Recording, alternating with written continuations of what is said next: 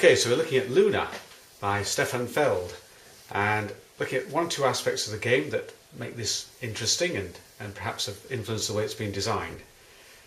First of all, what I think works well here is that you've got two aspects to the whole game board. You'll see you've got a middle part of the board here, which is a central temple area, and then around that you've got these islands, which are magical islands where a lot of the activities go on in the game.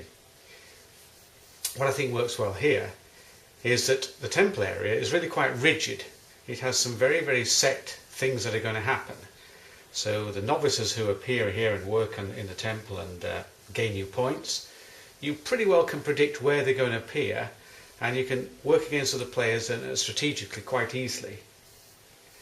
By contrast, the islands around the outside are extremely flexible, very flexible spaces where the novices can be jumping off into the sea, and we'll talk about that later in a minute, or they can be staying on the islands to earn points for staying with the Lunar Lady over here, and they can move between the islands either by ship or by tidal wave, or they can jump from island to island between their active and inactive stages. So I think that's one of the strongest aspects of the game, is two very different playing areas.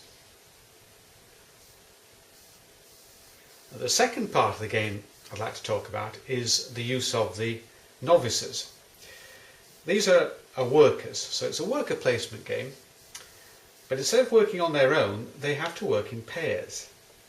And I believe probably the principal reason for this is that when you activate them, both of them jump into the sea effectively, but one of them can now move to the temple to work in the temple, going to the symbol that is shown on the island. So this time it's a magic flower, so you might move to this tile here.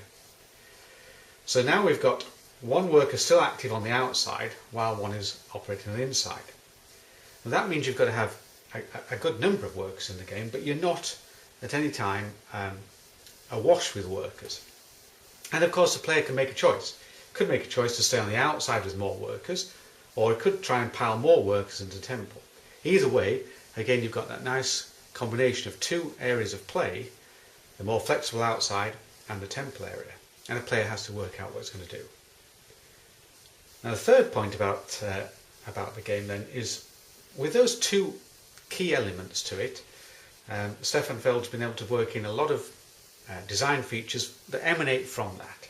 So for example, and I won't go through too many of these, but the shrine here is built. It takes quite a while to build them, but their particular function is that, apart from earning victory points at the end, instead of having to use two workers to activate this, only one worker is now needed. The shrine makes one novice operate on his own. So one thing you can do on these flexible islands is you can jump in and take the icon that is shown there, take that tile. That would normally take two workers to that. In this case, you can take one for just one. So very useful. So that concludes my very quick analysis of Luna by Stefan Feld. I hope it gives you some insight as to why this game perhaps is the sort of game you might like to play and enjoy.